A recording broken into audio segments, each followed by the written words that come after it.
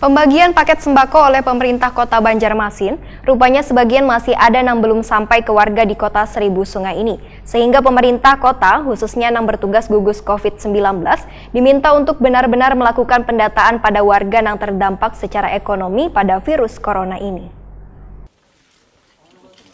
Pembagian paket sembako oleh pemerintah Kota Banjarmasin, gasan warga yang terdampak wabah virus corona. Rupanya sebagian masih ada yang belum sampai ke warga di Kota Seribu Sungai ini. Terbukti Aslamia, salah seorang warga Gang Agustus Toya S Banjarmasin Tengah, wayah menerima sembako dari Alfi atau Ilva Provinsi Kalimantan Selatan di Jalan Stoya S Komplek Pondok Indah Banjarmasin Tengah, baisukan Sabtu 9 Mei 2020. Wayah takoni Prima TV mengeluhkan bila selawas ini bantuan yang disalurkan pemerintah kada pernah sampai kepadanya. Bahkan ada sebagian warga nang juga merasakan hal nang sama.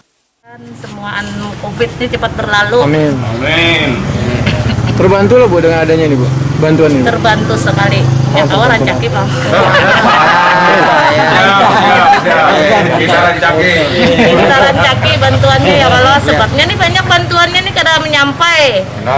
Itu yang mengecewakan oleh masyarakat. Nah. Oh jadi bantuan dari pemerintah ada yang nggak sampai pula? Kada menyampai lawan ampun diri. Kok ada pilpannya lah? Iya, alhamdulillah. Mudah-mudahan berterus.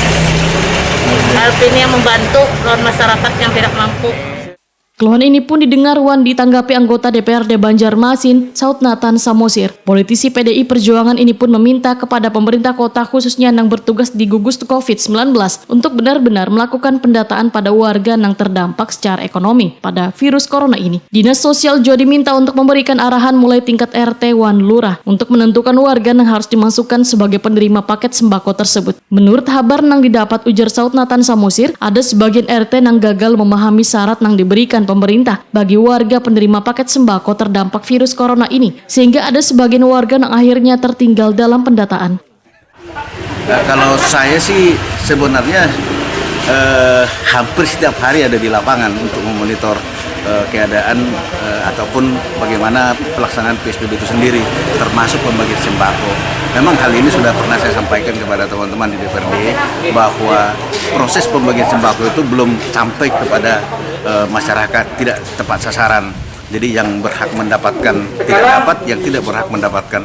Tapi sampai saat ini seperti yang disampaikan masyarakat tadi, masih mereka belum mendapatkan itu. Yang mudah-mudahan dengan adanya periode kedua ini, susulan ini, kita juga ikut membantu supaya dinas sosial mendapatkan data yang akurat untuk yang mendapatkan bantuan. Terutama untuk RT Pak yang harus mendata Pak. Betul.